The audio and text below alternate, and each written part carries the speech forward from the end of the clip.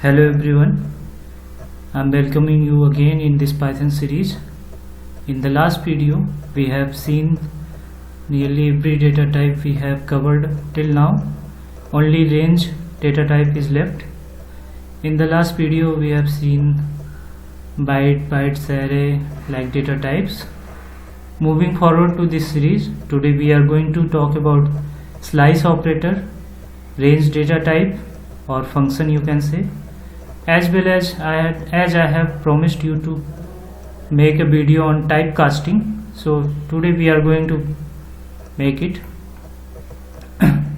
So without wasting any time, let's talk about slice operator. So before that I want to introduce you what is slice. Suppose if I have a cake, I want to distribute in the parts, then I will make a slice of that cake. Okay, you can take example of any apple as well. You can make a slice of that apple, but I have taken the example of cake. If I have a cake and I want to slice it in 4 pieces, then I will cut that in 4 pieces. So slice is quite similar to that in Python. Slice is used to create substring of a string. If you have a string and you want to create its substring, means small parts. If you have a big string and you want to create its small parts, then you will cut it, and that work is done by the slice operator in Python. To provide the flexibility to the programmers, Python provides negative indexing concept as well. That is very important and very different from other programming language. You don't get this in any other programming language. Okay, negative indexing concept is only in Python. You can traverse to positive indexes as well as in negative indexes in Python. Okay, slice operator is most commonly used operator. In whole Python series we will use this operator, so give it your best. Okay, there are multiple places where we can use slice operator. Yeah, that's true. You can use slice operator with string, with list, with tuple, with dictionary, etc. If you have a list of elements, you can use slice operator to divide that list or extract the values of that list with the index number. Okay, so I will show you a program so that you will better understand what is slice operator basically. Suppose you have a list 10, 20, 30, 35, 30. These are the elements of list, and you use slice operator. Before that, if you want to use slice operator, you will have to use square brackets. Inside that you have to give begin and end. Okay, I'll show it. You have to give the begin index and end index separated with colon. If you want to use slice operator, you have to use a variable where your list or string has stored, and within the square brackets you have to use start point and end point. This is the points. This is the third index, which is 1, 2, 3, which is 30, and the sixth index 99. But if you run this program, 35, 76 and 99. Let me show you.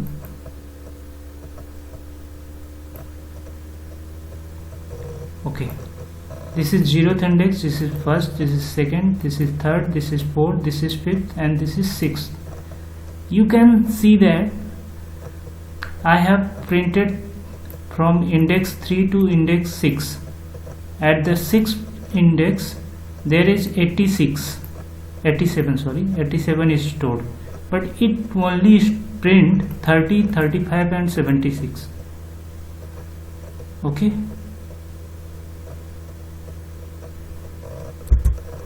here you can see 35, 76 and 99.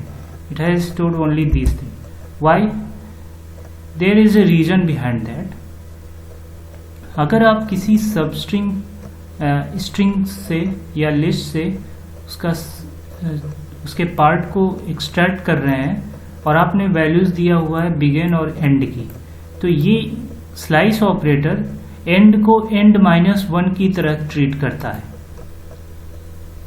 ध्यान दीजिएगा, अगर आप किसी list से elements extract कर रहे हैं तो वो उसके इंडेक्स नंबर से एक्सट्रैक्ट होगा, और स्लाइस ऑपरेटर जब आप स्लाइस ऑपरेटर के अंदर एंड देंगे तो जो एंड की वैल्यू आप देंगे उसको -1 करके वो ट्रीट करेगा। मीन्स 0 1 2 3 यहाँ से प्रिंट करेगा 35 से, और 5th इंडेक्स तक प्रिंट करेगा। यहाँ पे आपने 6 लिखा है, लेकिन 6 - 1 करके ये 5th इंडेक्स तक ही प्रिंट करेगा। तो ये प्रिंट करेगा 3rd इंडेक्स से स्टार्ट करेगा, 0 1 2 3 ये 3rd इंडेक्स से स्टार्ट करेगा और 5th इंडेक्स तक प्रिंट करेगा। 4th 5th ये 6th इंडेक्स को नहीं प्रिंट करेगा, क्योंकि एंड की वैल्यू को -1 करके प्रिंट करता है। ये बात आप हमेशा ध्यान रखिएगा। अगर आपको 87 भी प्रिंट करना है तो यहाँ पे आपको इंडेक्स इसकी एक बढ़ानी पड़ेगी। अब आप सेव करके रन करोगे तो ये आपके वैल्यू को 87 भी प्रिंट करेगा आपकी वैल्यू में। ओके, इस बात को ध्यान दीजिएगा।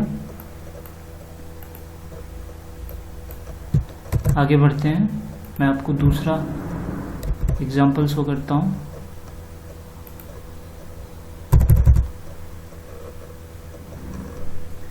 ओके,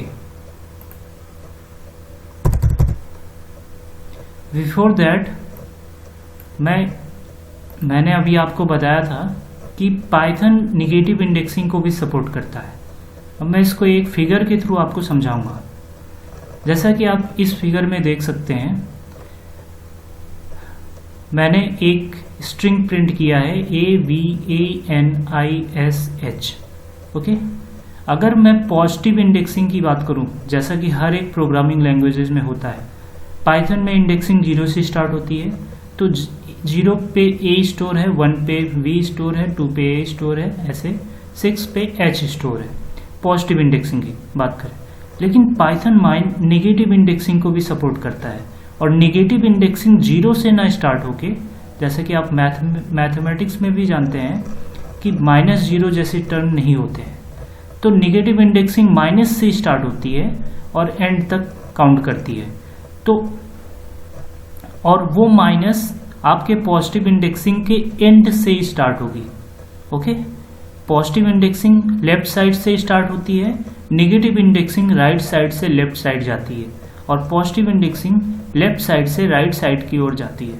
तो अब पॉजिटिव इंडेक्सिंग की बात करें तो ये 0, ये 1, ये 2, ये 3, ये 4, ये 5, ये 6। और नेगेटिव इंडेक्सिंग की बात करें जो -1 से स्टार्ट होती है और राइट टू लेफ्ट चलती है, -1, -2, -3, -4, -5, -6, -7। ओके, तो मैं बिलीव करता हूँ कि आपको समझ में आया होगा किस तरह से इंडेक्सिंग ऑफ पॉजिटिव और नेगेटिव इंडेक्सिंग पाइथन में होती है। इस फिगर के द्वारा आप आसानी से समझ सकते हो। ओके, यहाँ पे मैंने बात किया है कि अगर मैं स्लाइस ऑपरेटर यूज कर रहा हूँ तो मैं बिगिन पॉइंट दूंगा और एंड पॉइंट दूंगा, और मैंने यहाँ पे लिखा है it return substring from begin to end -1 indexes. जैसे कि मैंने पहले ही कहा, ये एंड को एंड -1 की तरह ट्रीट करेगा। ये बात आप हमेशा ध्यान रखिएगा, तो आपके प्रोग्राम में एरर्स होने के चांसेस कम हो जाएंगे। अब जैसे मैंने ये स्ट्रिंग लिया, अभी मैंने ये स्ट्रिंग यहाँ पे लिया हुआ था, सेम वही स्ट्रिंग को मैं एज एग्जांपल आपको शो करूँगा। अगर आप इंडेक्स के थ्रू उसकी वैल्यू को एक्सट्रैक्ट करना चाहते हैं तो आप आसानी से उसका इंडेक्स नंबर डाल दें, जैसे कि मैंने यहाँ पे डाला है S(1), और इसका आउटपुट सबको पता होगा कि S(1) का आउटपुट होगा V, क्योंकि ये 0th इंडेक्स है A और V फर्स्ट इंडेक्स पे V प्रिंट है, तो ये S(1) प्रिंट हो जाएगा। अब मैं इसको प्रिंट करना चाहूँ सपोज कीजिए, इसका आंसर तो सभी को पता है। अगर मैं माइनस इंडेक्सिंग को प्रिंट कर, जैसे मैंने इसमें शो किया, इसमें अगर इसको मैं एस, इसमें जो वैल्यूज स्टोर हैं इसको यस के रूप में ट्रीट करूं, एस वेरिएबल में स्टोर करूं, जैसा कि मैंने इस प्रोग्राम में किया है, तो एस ऑफ -1 पे हमारा एच रखा हुआ है, ये ध्यान दीजिएगा। जैसे मैंने एस ऑफ 1 जब प्रिंट किया तो उसने वी प्रिंट किया, एस ऑफ फर्स्ट इंडेक्स जब मैंने एक्सट्रैक्ट किया तो उसने वी प्रिंट किया। ऐसे ही जब मैं एस ऑफ -1 एक्सट्रैक्ट करने की कोशिश करूंगा तो वो एच प्रिंट करेगा। ओके, तो मैं आपको शो भी करता हूँ प्रोग्राम को रन करके। ये देखिए एच, इसने मुझे एच रिटर्न किया। ओके, तो माइंड इससे प्रूव होता है कि नेगेटिव इंडेक्सिंग होती है पाइथन में, बहुत यूजफुल है। अब जो स्लाइस ऑपरेटर यूज करने का सिंटैक्स है वो ये है, और मैंने पहले ही बताया बिगिन टू एंड -1। अब मैं इसको आपको शो भी कर देता हूँ स्ट्रिंग के थ्रू। अगर मैं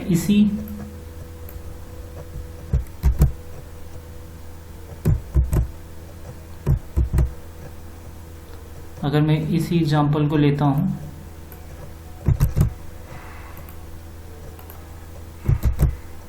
ओके, यहाँ पे मैंने ये s नाम के वेरिएबल में ये स्ट्रिंग स्टोर किया है। अब मैं चाहता हूं कि मैं अपना बिगिन पॉइंट 1 दूं, मतलब बिगिन स्टार्टिंग इंडेक्स 1 दूं और एंडिंग इंडेक्स 4 दूं। अब आप ध्यान रखिएगा ये एंडिंग इंडेक्स 4 है, बट इसको ट्रीट करेगा वो एंड -1 मीन्स 1 2 3, पहली इंडेक्स से तीसरी इंडेक्स तक ही प्रिंट करेगा वैल्यूज को। इन दोनों को मैं कमेंट करते हुए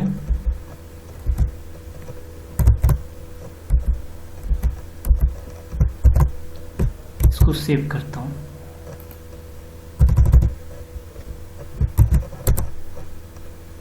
ये देखिए, मैं आपको शो करता हूं कैसे किया इसने किया 1, स्टार्टिंग इंडेक्स इसने 1 लिया, तो ये ए पे 0th इंडेक्स पे ए स्टोर है, फर्स्ट इंडेक्स पे वी स्टोर है तो इसने वी को प्रिंट किया, सेकेंड इंडेक्स पे ए स्टोर है तो इसने ए को प्रिंट किया, थर्ड इंडेक्स पे इसने यहाँ पे एन स्टोर है तो इसने एन को प्रिंट किया।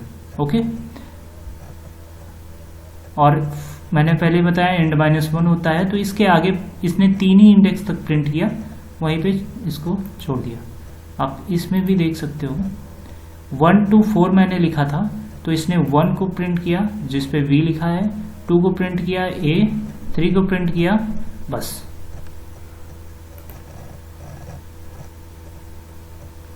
आगे बढ़ते हैं।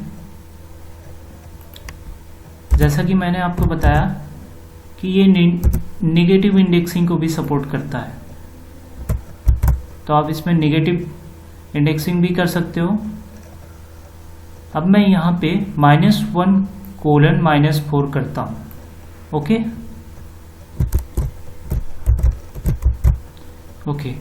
अभी मैंने इसमें क्या किया है आप ध्यान दीजिए, इसमें मैंने -1:-4, ये स्टार्ट वैल्यू है, ये एंड वैल्यू है, तो आप इसमें देखिए -1 से मैं स्टार्ट कर रहा हूँ -4 तक। ओके, तो आप सब सोचेंगे कि -1, -2, -3 इसको प्रिंट करना चाहिए। ओके, देखते हैं ये क्या प्रिंट करता है।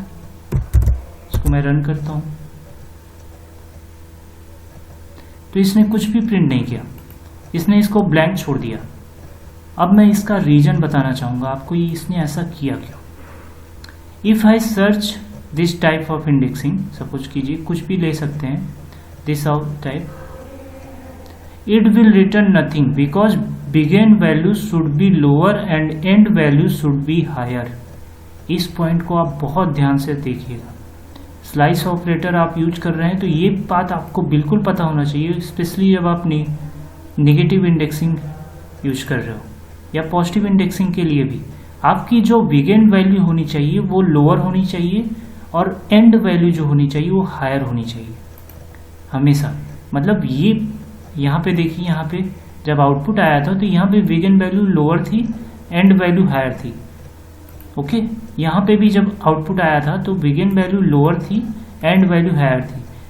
अगर ये सिचुएशन रहेगी तभी आपका आउटपुट आएगा, अदरवाइज आउटपुट कुछ नहीं आएगा, वो ब्लैंक आएगा। जैसे कि पिछले प्रोग्राम में आपने देखा।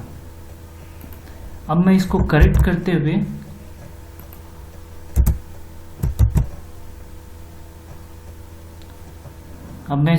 करता हूँ। एज यहाँ पे आपने देखा था बिगिन वैल्यू हायर थी, एंड वैल्यू लोअर थी, जो कि रूल के बिल्कुल अगेंस्ट है। अब मैं यहाँ पे मैंने क्या प्रिंट किया है, बिगिन वैल्यू को लोअर कर दिया है और एंड वैल्यू को हायर कर दिया है। ये मैथ का रूल तो सभी को पता होगा कि माइनस में -4 -1 से छोटा है, तो बिगिन वैल्यू हायर लोअर है, एंड वैल्यू हायर है। ये परफेक्टली रूल के हिसाब से है। अब मैं इसको प्रिंट करता हूँ। ये देखिए NIS। अब ये आपको मैं उस -4 से -1, अब -4 से -1 इसको प्रिंट करना है। तो मैंने पहले ही बताया था एंड की वैल्यू को -1 करता है वो, एंड -1, तो ये यहीं इसी इंडेक्स तक प्रिंट करेगा। तो -4 से स्टार्ट करेगा N, फिर इसके बाद ये इंडेक्स को प्रिंट करेगा I, फिर उसके बाद ये इंडेक्स को प्रिंट करेगा। और ये राइट साइड से ही चलता है। ये भाई ध्यान दीजिएगा कि ये राइट साइड ही चलता है, क्योंकि ये ओके। आगे बढ़ते हैं।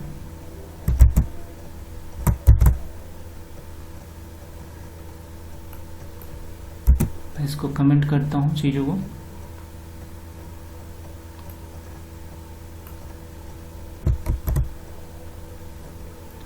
ओके, मैं इसको आप स्लाइस ऑपरेटर में एक चीज और कर सकते हैं, या तो आप एंड वैल्यू दो या फिर बिगिन वैल्यू दो, तो भी वो आपको रिजल्ट देगा। सपोज कीजिए आपने स्लाइस ऑपरेटर इंडेक्सिंग यूज किया, और ये फिगर में आप देख के समझिए। आपने सपोज कीजिए आपने सिर्फ एंड वैल्यू दिया 5, ओके, तो एंड वैल्यू को -1 कर देगा वो 4 उसमें स्टार्ट होगा। अब स्टार्ट वैल्यू आपने कुछ भी नहीं दिया, उसको ब्लैंक छोड़ दिया, तो ये क्या करेगा, वो इस जो आपकी एंड वैल्यू है उसके पहले की जितनी भी वैल्यूज हैं सबको प्रिंट कर देगा।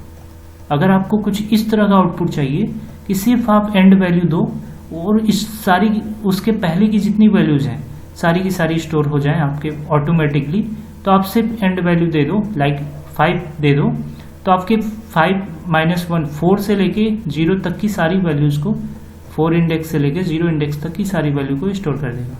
अब आप ये काम स्टार्ट के साथ भी कर सकते हो। सपोज कीजिए आपने स्टार्ट इंडेक्स 0 दे दिया और एंड इंडेक्स को आपने ब्लैंक छोड़ दिया, तो ये क्या करेगा, स्टार्ट इंडेक्स 0 से स्टार्ट करके इसके बाद की जितनी भी इंडेक्सेस आपके उस वेरिएबल में स्टोर होगी, जितनी भी इंडेक्सेस की वैल्यूज आपके वेरिएबल में स्टोर होगी, सबको प्रिंट कर देगा। अगर आप सपोज कीजिए आप S(0) लिखते हैं कोलन और छोड़ देते हैं उसको, एंड पोजीशन को खाली छोड़ देते हैं, तो आपका प्रिंट करेगा AVANISH, पूरी वैल्यू को ये प्रिंट कर देगा। ओके, तो मैं आपको प्रोग्राम के थ्रू दिखाता हूँ कैसे।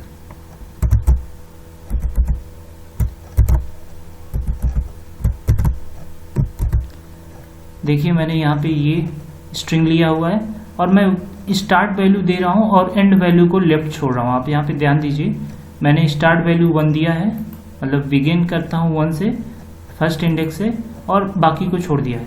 अब मैं इसको रन करूँगा। सॉरी, ये कमेंट की थोड़ा एरर है।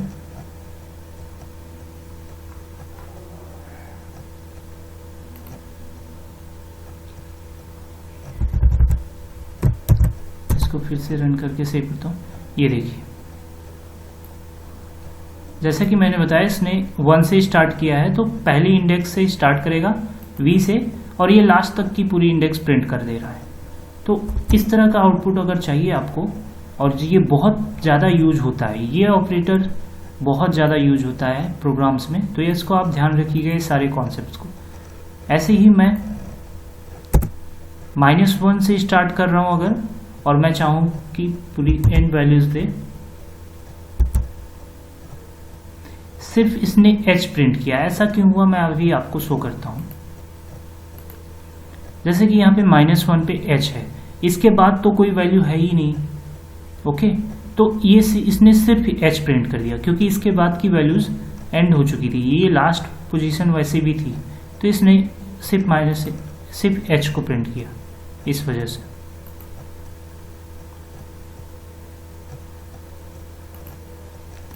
ओके, आगे बढ़ते हैं। अब मैंने इस प्रोग्राम में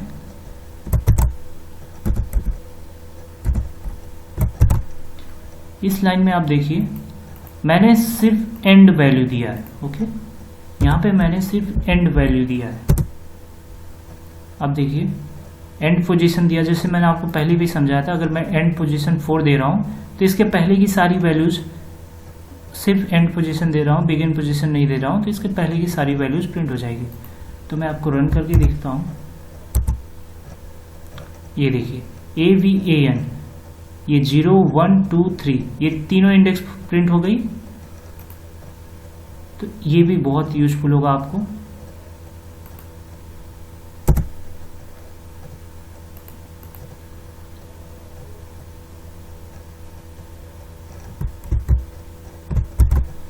अब आप कुछ इस तरह भी लिख सकते हो, ना तो आप इंडेक्स एंड पोजीशन दो, ना तो आप बिगिन पोजीशन दो, ना तो आप एंड पोजीशन दो। चलिए चेक करते हैं क्या ऐसा हो सकता है और आउटपुट क्या आएगा। ये अगर आप ना तो एंड पोजीशन दे रहे हो ना ही बिगिन पोजीशन दे रहे हो, तो आपका आउटपुट पूरा जो स्ट्रिंग आपने वेरिएबल में स्टोर की है वो पूरा प्रिंट हो जाएगी। आपके दिमाग में एक क्वेश्चन होगा कि अगर मैं कोई ऐसी इंडेक्स नंबर दे रहा हूं जो वहां पे प्रेजेंट ही ना हो। ओके, जब सपोज मैंने दे दिया 1 से स्टार्ट करके 50 तक की वैल्यूज को प्रिंट करो, तो हमारा पाइथन का इतना समझदार है कि वो उतनी ही वैल्यू प्रिंट करेगा जितनी है, जितनी इंडेक्सेस की वैल्यूज हैं उतनी ही प्रिंट करेगा। ये आपको कोई एरर नहीं देगा। ये देखिए 1 से स्टार्ट करके एंड तक की सारी वैल्यूज को प्रिंट कर दिया, इसने आपको कोई एरर नहीं दिया। ये इसका समझदारी है। आप कोई भी इंडेक्स यहाँ पे दे सकते हो, ये आपको एरर नहीं देगा। बस आपकी स्टार्टिंग इंडेक्स सही होनी चाहिए। ओके, अब आप चाहते हैं कि आप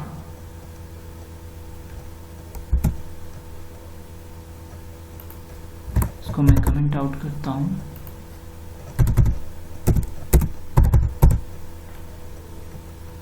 ओके, अब आप चाहते हैं कि आप कुछ स्टेप्स भी डिसाइड करें।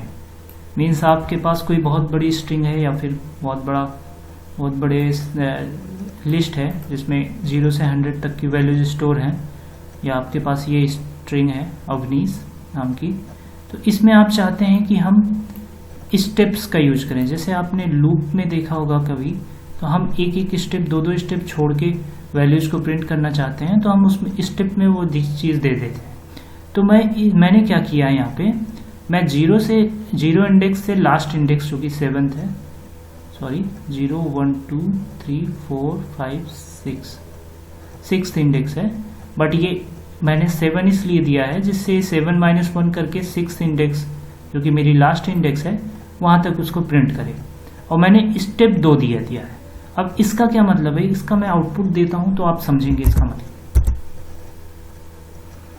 AAIH, अब इसको ध्यान दीजिएगा, आउटपुट AAIH कैसे आया। अब मैं आपको दिखाता हूं।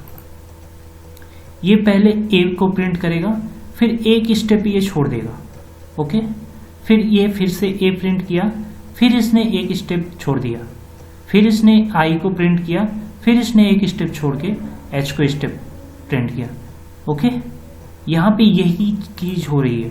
यहाँ पे मैं A को प्रिंट कर रहा है, फिर एक स्टेप छोड़ के मैंने 2 स्टेप्स दिया है, मतलब इस स्टेप को तो प्रिंट ही कर चुका है, एक स्टेप और छोड़ेगा, फिर ये स्टेप प्रिंट करेगा, फिर इसको तो प्रिंट ही कर चुका है, एक स्टेप और छोड़ेगा, फिर I को प्रिंट करेगा, फिर एक स्टेप और छोड़ के H को प्रिंट किया। इसीलिए इसका आउटपुट कुछ इस तरह आया, AAIH। आई एम होपिंग आप समझ गए होंगे। पीछे आते हैं, तो मैंने सिर्फ ये स्लाइस ऑपरेटर के बारे में इतनी चीज़ें तो आपको पता ही होनी चाहिए। इसके अलावा बहुत सारी चीज़ें हैं, हम जब प्रोग्राम करते रहेंगे तो आपको धीरे धीरे बताते रहेंगे, लेकिन मोस्टली चीज़ों को मैंने यहाँ पे कवर कर दिया है। इतना स्लाइस ऑपरेटर के बारे में आपको अगर समझ में आ गया तो आप स्लाइस ऑपरेटर को आसानी से यूज कर सकते हो। आगे बढ़ते हैं, रेंज ऑपरेटर की बात करते हैं। पहली बात तो रेंज एक ऑपरेटर भी है और डेटा टाइप भी है, इसको आप दोनों तरह से ट्रीट करते हैं। To represent the range of values we use range operator. Range of values को यूज करना है तो हम रेंज ऑपरेटर प्रिंट यूज करेंगे। अभी मैं आपको प्रोग्राम के थ्रू समझाऊंगा तो आपको समझ में आएगा। It is a data type as well as function. मैंने जैसे बताया आपको, ये डेटा टाइप भी है और ये फंक्शन भी है। It represent sequence of values. अभी मैं प्रोग्राम के थ्रू इसको समझाऊंगा कि ये सीक्वेंस ऑफ वैल्यूज कैसे है। तो आइए प्रोग्राम पे ही चलते हैं।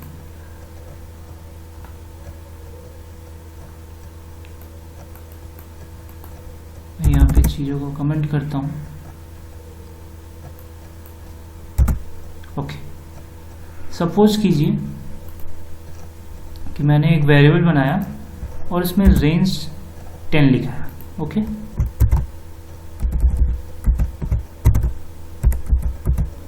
मैं बाकी चीज़ों को कमेंट करता हूँ, बस अभी आप इन दोनों लाइन को ध्यान दीजिएगा। मैंने एक वेरिएबल बनाया n और उसमें रेंज ऑपरेटर यूज किया और उसके अंदर एक वेरिएबल दे दिया, एक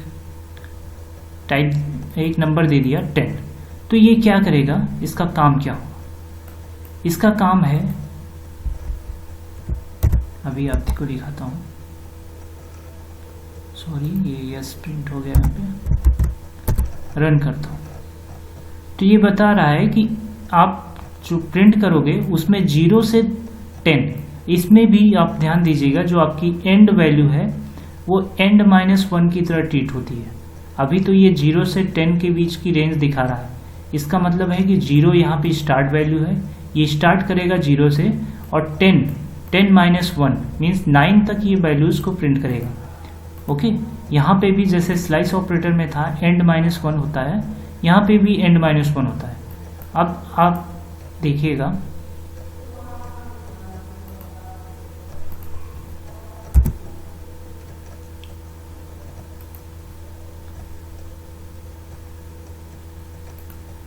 इसको मैं कमेंट करता हूँ और मैं एक लूप के थ्रू आपको इसकी वैल्यूज शो भी करता हूँ, कैसे ये वैल्यूज को स्टोर करता है। जैसे मैंने n लिखा, उसमें रेंज दिया 10, मतलब कि 0 से 10 तक की वैल्यूज को प्रिंट करना है।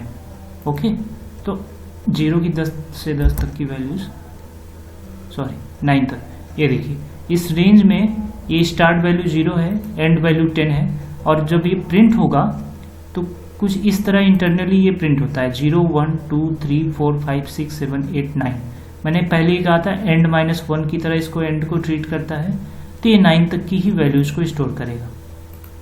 यहाँ आते हैं, suppose you want to print values from the range 0 to 10, then you use range 11।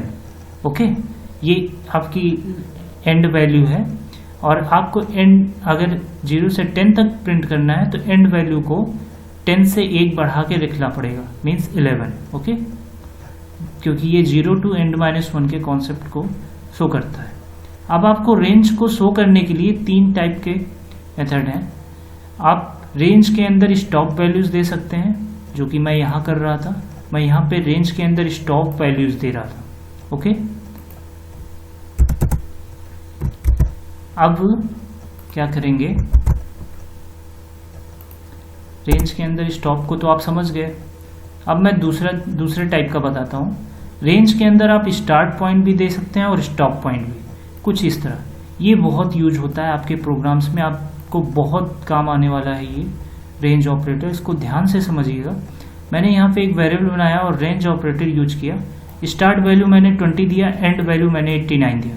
तो ये क्या करेगा, 20 से स्टार्ट करते हुए 88 तक, जैसे एंड -1 होता है, 88 तक की वैल्यूज को ये प्रिंट करेगा।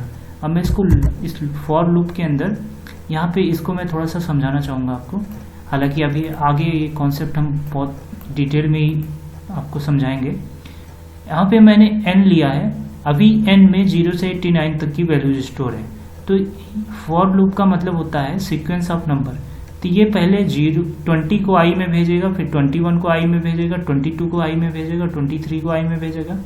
इस तरह ये एंड वैल्यू जो 88 है आपकी, वो 88 को i में भेजेगा लास्ट में। ओके, और ये एक एक वैल्यू को अगेन एंड अगेन लूप चला है, इसलिए अगेन अगेन इटरेट करते हुए प्रिंट करता जाएगा। आपको प्रिंट करके ही शो करता हूँ।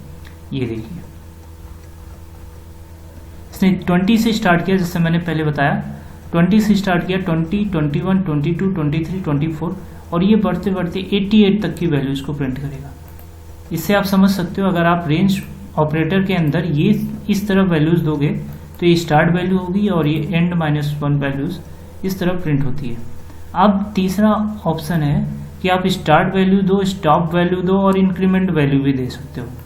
अभी यहाँ पे मैं 5 देता हूँ। तो इंक्रीमेंट का मतलब है कि मैं इस पहली वैल्यू के बाद 5 का इंक्रीमेंट करके सेकेंड वैल्यू प्रिंट करूँगा। अब इसमें n में 20 जाएगा, n से i में जाएगा और 20 प्रिंट हो जाएगा। अब अगली बार 5 का इंक्रीमेंट होगा, मीन्स 25 जाएगा i में और i प्रिंट हो जाएगा इस तरह। अभी आप देखिए, n में पहले 20 आया, फिर 5 का इंक्रीमेंट हुआ, 25 प्रिंट हुआ, फिर 5 का इंक्रीमेंट हुआ, 30 प्रिंट हुआ, इस तरह 85 तक गया और वहां पे इसकी रेंज खत्म हो गई। ओके, तो रेंज ऑपरेटर के बारे में इतना ही इनफ नहीं है। अभी हम बाकी ये चीज़ें तो आपको पता ही होनी चाहिए, ये बेसिक चीज़ें हैं रेंज ऑपरेटर के बारे में। सॉरी, इतना चीज़ें तो आपको पता ही होना चाहिए, बाकी हम प्रोग्राम करते करते चीज़ों को समझ जाएंगे। लेकिन इतनी चीज़ें आपको पहले से पता होगी तो रेंज ऑपरेटर या रेंज मेथड यूज करने में आपको कोई भी दिक्कत नहीं आने वाली। आगे बढ़ते हैं, जैसा मैंने प्रॉमिस किया था टाइप कास्टिंग के बारे में आपको बताने को।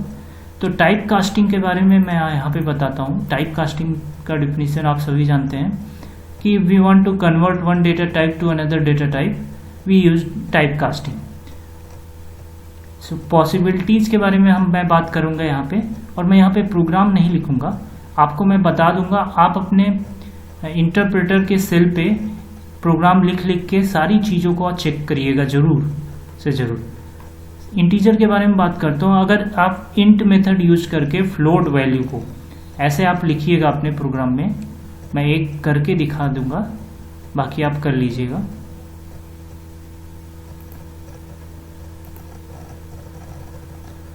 मैं यहाँ पे पाइथन का इंटरप्रेटर ओपन कर लेता हूँ।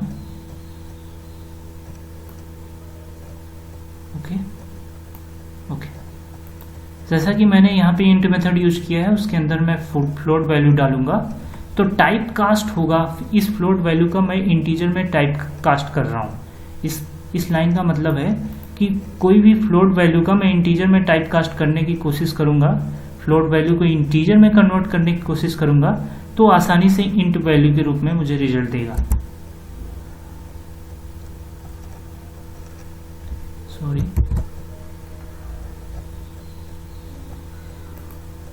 ओके, यहाँ पे आप देख सकते हो, जैसे कि मैं एक इंट लेता हूँ और मैं एक फ्लोट वैल्यू लेता हूँ 123.65। ओके, अब मैं इसको यहाँ इस लाइन से आप समझ सकते हो कि मैं एक फ्लोट वैल्यू को इंटीजर में टाइप कास्ट करने की कोशिश कर रहा हूँ। तो यहाँ पे ये इंटीजर में कन्वर्ट हो गई। सही, मैंने पहले बताया फ्लोट वैल्यू को अगर आप इंट में टाइप कास्ट करोगे तो वो इंट वैल्यू आएगी, रिटर्न आपके आंसर में इंट वैल्यू आएगी। यहाँ पे मैंने फ्लोट वैल्यू लिया, इसको इंट में टाइप कास्ट किया तो एक इंटीजर वैल्यू आई। ओके, इसी तरह आप इन सबको चेक कर सकते हो।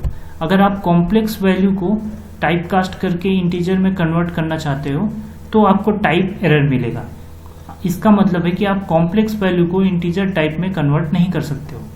अगर आप बूलियन वैल्यू को, जैसे कि ट्रू फॉल्स जो होती है, उसको आप इंटीजर में कन्वर्ट करना चाहो तो इंट वैल्यू मिलेगी। मैं इसका एक एग्जांपल भी बता देता हूँ आपको। अगर आप बूलियन वैल्यू की जगह यहाँ पे ट्रू लिखोगे, जैसा मैंने आपको उस टाइम भी बताया था, ट्रू का मीन्स 1 होता है इंटीजर में और फॉल्स का मीन्स इंटीजर में 0 होता है। तो यहाँ पे अगर आप ट्रू वैल्यू लिखोगे और इसको इंटीजर में कन्वर्ट करोगे तो यहाँ पे रिजल्ट 1 आएगा। यहाँ पे फॉल्स लिखोगे और इंटीजर में कन्वर्ट करोगे तो इसका रिजल्ट 0 आएगा। ओके, इंटीजर स्ट्रिंग में अगर आप करोगे तो यहाँ पे एरर आएगी। इंटीजर स्ट्रिंग फ्लोटिंग वैल्यू में आप करोगे, इसका मतलब है स्ट्रिंग फ्लोटिंग वैल्यू का मतलब है स्ट्रिंग के अंदर मैं कोई फ्लोट लूंगा। Okay, like this I will take you int of 123.65। अगर आप इसको कन्वर्ट करना चाहोगे, सॉरी एक स्ट्रिंग है, ये एक स्ट्रिंग फ्लोटिंग वैल्यू है। ओके, क्योंकि यहाँ पे डबल कोट्स के अंदर लिखी हुई है इसलिए स्ट्रिंग फ्लोटिंग वैल्यू है। इसको आप टाइप कास्ट करके इंटीजर में कन्वर्ट करना चाहोगे तो आपका वैल्यू एरर आएगा। इसी तरह आप बाइनरी वैल्यू को इंटीजर में कन्वर्ट करना चाहोगे तो इंट वैल्यू आएगी। ये चीज़ें तो मैंने पहले भी शो किया है। यहाँ पे अगर बाइनरी वैल्यू लिखोगे लाइक 0B1111 तो आपका इंट वैल्यू आएगा। अब आगे बढ़ते हैं, फ्लोट के बारे में बात करते हैं। अगर इंट वैल्यू को फ्लोट में कन्वर्ट करना चाहोगे तो फ्लोट में कन्वर्ट हो जाएगा। कॉम्प्लेक्स वैल्यू को अगर आप फ्लोट में कन्वर्ट करना चाहोगे तो नहीं होगा, टाइप एरर आएगा। बूलियन वैल्यू जो ट्रू फॉल्स है उसको कन्वर्ट करना चाहोगे फ्लोट में तो फ्लोट वैल्यू हो जाएगा। ये क्या होगा, जैसे आप बूलियन वैल्यू ट्रू को फ्लोट में कन्वर्ट करोगे तो इसका रिजल्ट आएगा 1.0। अगर फॉल्स को फ्लोट में कन्वर्ट करोगे तो इसका रिजल्ट आएगा 0.0। अभी फ्लोट को स्ट्रिंग नंबर वैल्यू जैसे यहाँ पे मैंने लिया था, इसमें यहाँ पे मैं फ्लोटिंग वैल्यू नहीं लूँगा, नंबर 123 सिर्फ लूँगा तो ये फ्लोट वैल्यू में कन्वर्ट हो जाएगा। 123.00 लिख के आएगा। और फ्लोट को मैं कॉम्प्लेक्स वैल्यू को फ्लोट में कन्वर्ट करना चाहूँगा तो वो भी आसानी से हो जाएगा। 0 + 0j मैंने इसको समझाया था आपको पहले भी। स्ट्रिंग वैल्यू को फ्लोट में कन्वर्ट करना चाहूँगा तो एरर आएगा। ओके, अगर बाइनरी वैल्यू को फ्लोट में कन्वर्ट करूँगा तो भी एरर आएगा। कॉम्प्लेक्स की बात करते हैं, अगर इंटीजर वैल्यू को कॉम्प्लेक्स में कन्वर्ट करूँगा तो कॉम्प्लेक्स वैल्यू में कन्वर्ट हो जाएगा वो।